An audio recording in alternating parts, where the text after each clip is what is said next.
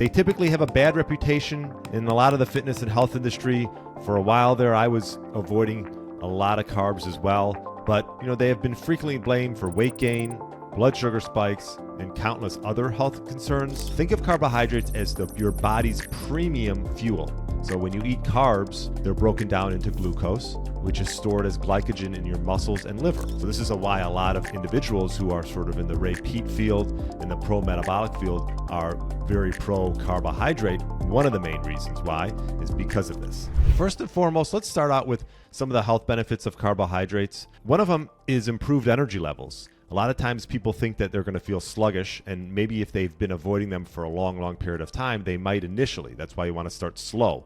But think of carbohydrates as your body's premium fuel. So when you eat carbs, they're broken down into glucose, which is stored as glycogen in your muscles and liver. This glycogen is a readily available energy source, especially during intense exercise or prolonged activities. Next is cognitive function.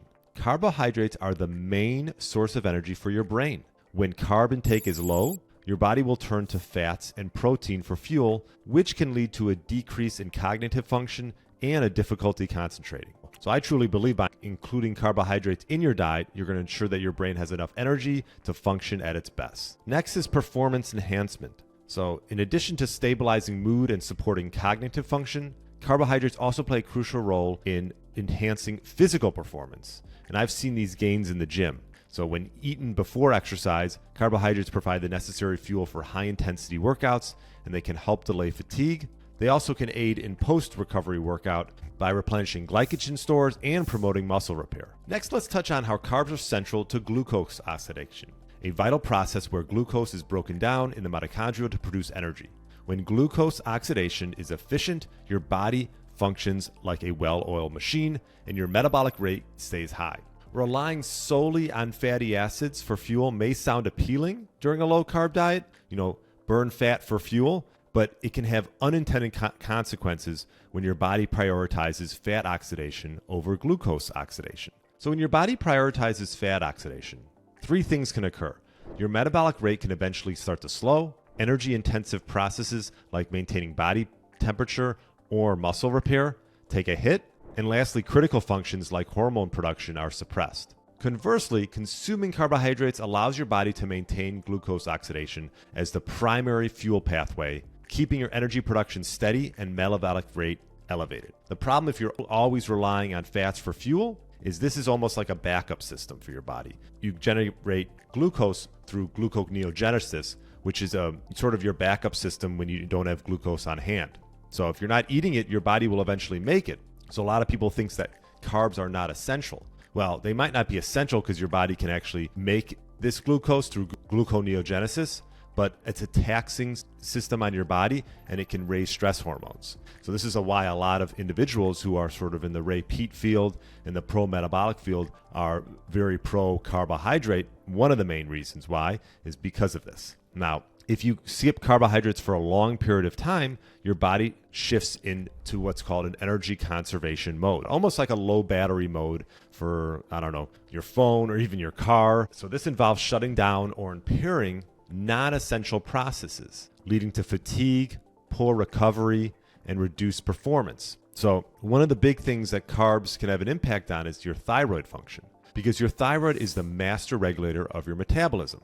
To function optimally, it requires adequate amounts of glucose and glycogen, which, you guessed it, comes from carbohydrates. So low-carb diets can impact thyroid health.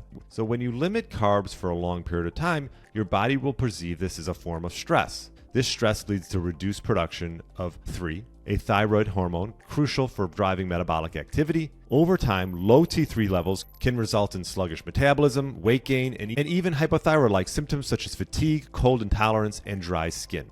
So carbohydrates can help stabilize blood sugar levels, avoiding the stress response, providing glycogen to the liver, which helps the thyroid produce vital hormones, preventing the overproduction of stress hormones that interfere with thyroid functions such as cortisol. So cortisol, also known as your stress hormone, plays an essential role in managing energy levels and responding to stress. However, chronic high cortisol can be detrimental, can disrupt sleep, raise inflammation, and promotes fat storage, particularly around the abdomen.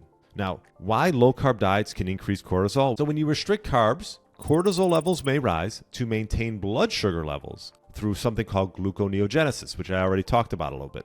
This is the process of generating glucose from non-carbohydrate sources. Elevated cortisol over time can lead to issues like insomnia, poor recovery, and immune suppression. This is especially true for people who have very low body fat. Cortisol will increase the breakdown of muscle tissue, converting it to glucose to meet energy demands. So this can lead to muscle loss and a decrease in overall metabolism. So I think many people fail to realize that a long-term, very low-carb diet will lower your ability to create cellular energy. So carbohydrates are the primary source of energy for our bodies. It is important to have a balance of all macronutrients in our diet. So I think it's important to understand that can you go periods of time with no carbohydrates? For sure. There's plenty of people who have been thriving in that.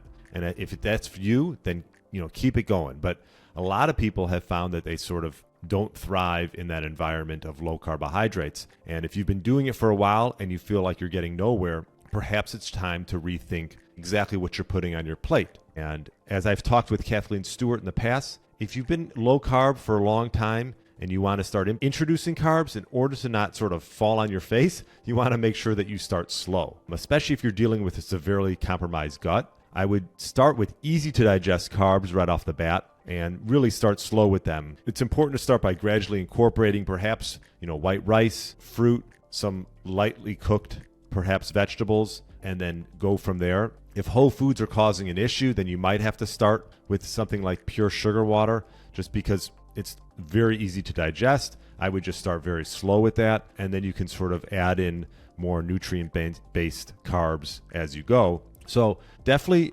begin with small portions and pay attention to how your body responds. So this steady approach allows your body to adapt and maintain optimal energy levels throughout the day. But I think if you listen to your body, adjust your carb intake based on how you're feeling, your activity level, your mood, you're going to definitely find that in the long run, first of all, you have a lot more options when it comes to eating different foods. But two, you're going to be improving your glucose oxidation. You're going to be boosting your metabolism.